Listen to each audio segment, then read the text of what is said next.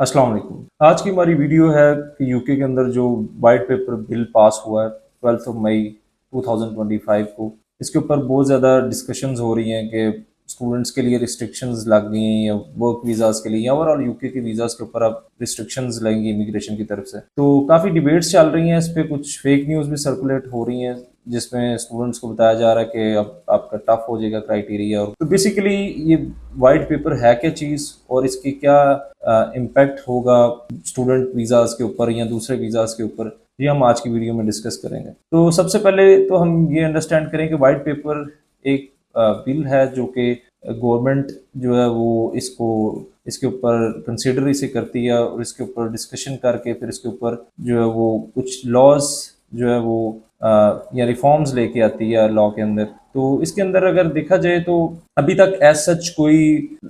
इसके ऊपर एक्शन नहीं लिया गया, कोई डेट्स कंफर्म नहीं है, क्योंकि कुछ लोग कह रहे हैं कि ये हो चुका हुआ है, कुछ लोग कह रहे हैं कि इसके ऊपर डिसीजन हो गया है, कुछ लोग कह रहे हैं कि अभी डिसीजन नहीं हुआ। तो बेसिकली अभी ये डिस्कशन में चीज़ आई है, इसके ऊपर अभी डिस्कशन होगी, फिर इसके ऊपर शायद वो 3-4 मंथ्स लग जाए डिस्कशन होते हुए, फिर इम्प्लीमेंटेशन इसकी कब होती है उसकी भी एक स्पेसिफिक डेट आएगी। ये नहीं कि अब इन्होंने ये वाइट पेपर आ गया तो सुबह से जो है वो इम्प्लीमेंटेशन भी होना स्टार्ट हो जाएगी। पहले इस पर डिस्कशन होगी, कुछ टाइम लगेगा, उसके बाद फिर जाके उसकी इम्प्लीमेंटेशन आएगी। तो प्रॉब्ली हो सकता है कि इम्प्लीमेंटेशन ऑर्डर आने तक सितंबर या अक्टूबर आ जाए या नवंबर प्रॉब्ली आ जाए और इसकी इम्प्लीमेंटेशन जाके जनवरी इनटेक के भी बाद हो। तो अभी तक जो चांसेस लग रहे हैं सितंबर इनटेक तो सिक्योर है कि इसकी इम्प्लीमेंटेशन नहीं होगी और प्रॉब्ली शायद जनवरी भी सिक्योर ही हो। तो इसके अंदर जो चीज़ें हैं जो वो डिस्कशन में है, उसके अंदर सारे लॉज जो हैं वो इम्प्लीमेंट होते हैं या नहीं होते, ठीक है, कुछ होंगे या कुछ नहीं होंगे। तो इसमें जो रिफॉर्म्स लाने की कोशिश की जा रही है वो स्किल्ड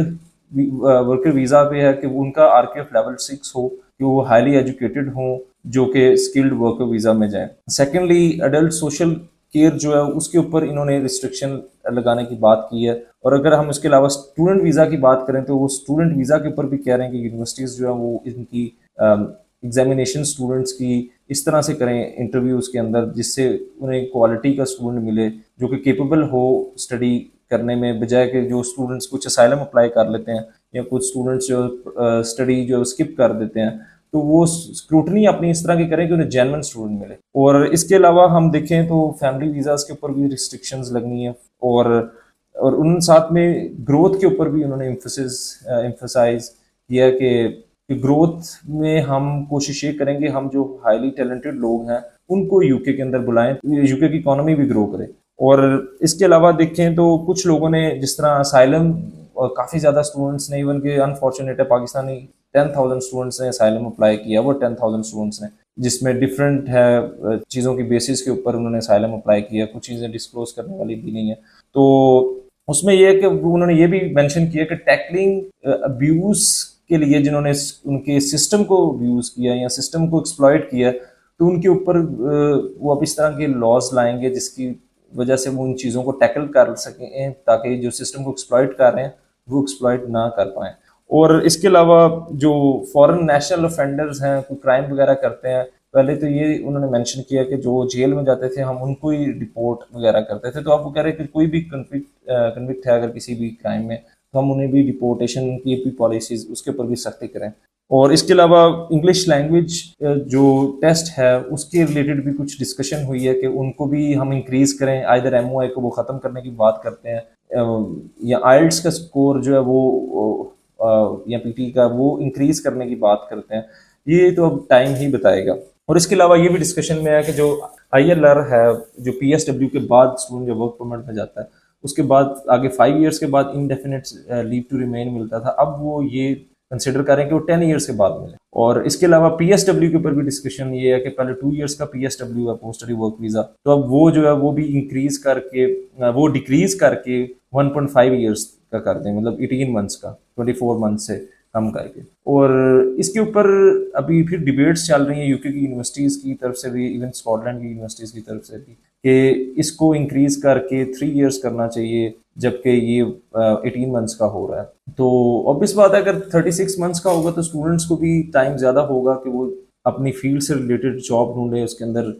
ऑब्वियस बात है थोड़ा टाइम लगता है स्टूडेंट्स को जॉब रेलेवेंट ढूंढते हुए भी, फिर जॉब ढूंढ लें, फिर उसके अंदर एक्सपीरियंस गेन करते हुए, क्योंकि एक फ्रेश ही स्टूडेंट जिसने ग्रेजुएट है उसके पास एक्सपीरियंस तो नहीं है, तो वो एक्सपीरियंस गेन करते भी उसे टू एन